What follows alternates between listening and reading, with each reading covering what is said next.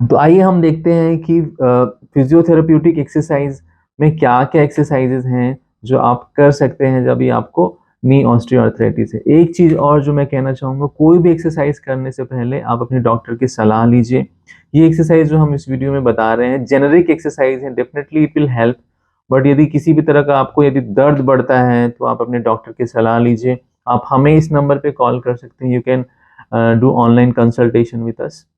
तो exercise therapy में low impact aerobic exercise में walking is very good exercise. You can start with walking.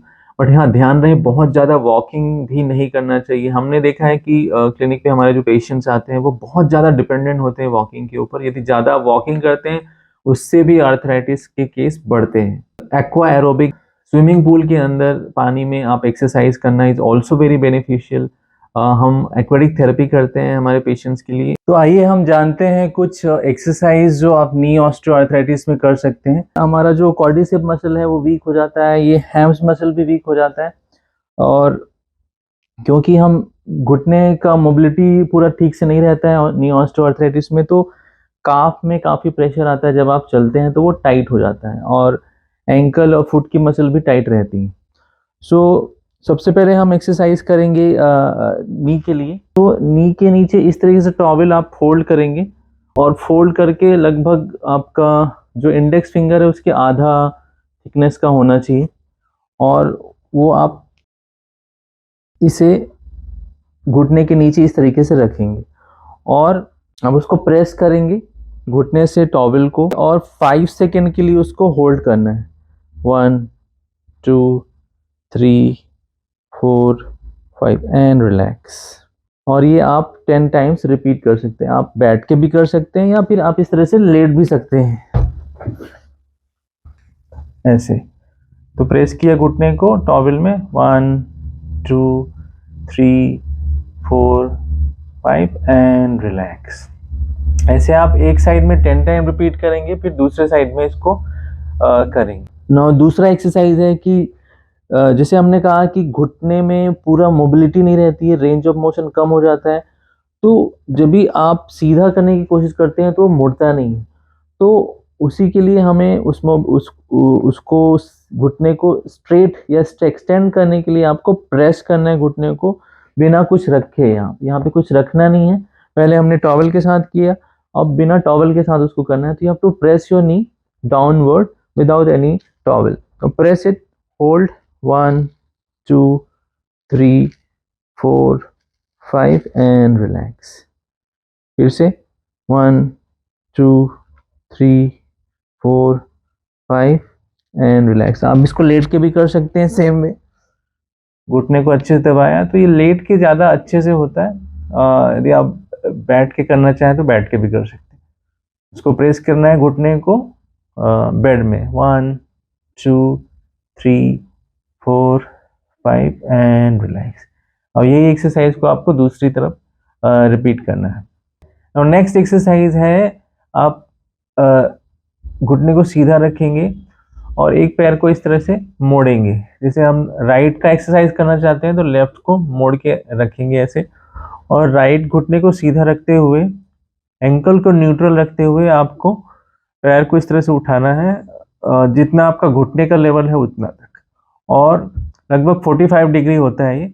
और count करना है 5 सेकेंड शुरू में, 1 2 3 4 5 एंड रिलैक्स। तो शुरू में आपको 5 सेकेंड इसको होल्ड करना है, धीरे धीरे आप 10 सेकेंड तक भी जा सकते हैं। और ऐसे आपको 10 रिपीटेशन इसके करना है। सेम जब एक साइड वो हो जाए तो दूसरे साइड की एक्सरसाइज करने के लिए राइट पैर को मोड़ा घुटने से और लेफ्ट पैर को सीधे रखते हुए उठाया। Again you have to count for 5, 1 2 3 4 5 and धीरे धीरे उसको नीचे लाना है। याद रखिए इसको बहुत धीरे धीरे करना है, राइट। अभी अभी हम नेक्स्ट एक्सरसाइज की तरफ बढ़ते हैं। तो जैसे हमने बात की कि जो हमारा काफ का मसल है वो टाइट होता है। तो काफ के मसल को स्ट्रेच करने के लिए we can take a towel again like this. तो टॉवल को हमने ऐसे मोड़ा हुआ है तो टॉवेल को इस तरीके से आप पैर की उंगलियों में फंसा लेंगे एंड उसको एंड को पकड़ना है इस तरह से, आपके घुटने जो है सीधे रहेंगे and then you have to pull your toes towards you ऐसे, और इसको आप 5 to 10 सेकेंड तक होल्ड करके रख सकते हैं। 1 2 3 4 5 एंड धीरे से छोड़ना है। और इस काफ स्ट्रेचिंग एक्सरसाइज को आप 4 से 5 बार कर सकते हैं। 1 2 3 4 5 एंड धीरे से रिलैक्स। इस तरीके से आप 4 से 5 बार दोनों लेग के लिए एक्सरसाइज कर सकते हैं। One more exercise which is very important is curling your toes. तो आप इस तरीके से अपने टोज को या पैर की उंगलियों को मोड़ सकते हैं ऐसे, उससे भी काफ़ी आराम होता है। आप एंकल को मूव करिए up and down, ankle toe movement से भी आपका काफ़ी दर्द कम होता है, आपको वॉकिंग में काफ़ी आराम मिलता है यदि आपको नी ऑस्टियोआर्थराइटिस है तो। ड्रैगिंग, तो आपको अपने हील को ड्रैग करना है जितना भी ज़्यादा आप कर सकें। हो सके तो आप घुटने को ऐसा पकड़ के हल्का से इसको प्रेस भी कर सकते हैं यदि आपको मैनेजेबल है, पेन सह सकते हैं।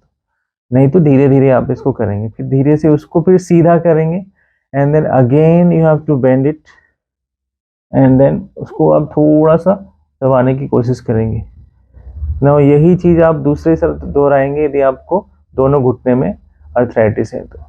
आपने हील को ड्रैग किया धीरे धीरे, फिर घुटने को छाती की तरफ लाया और घुटने को थोड़ा सा मोड़ने की कोशिश की।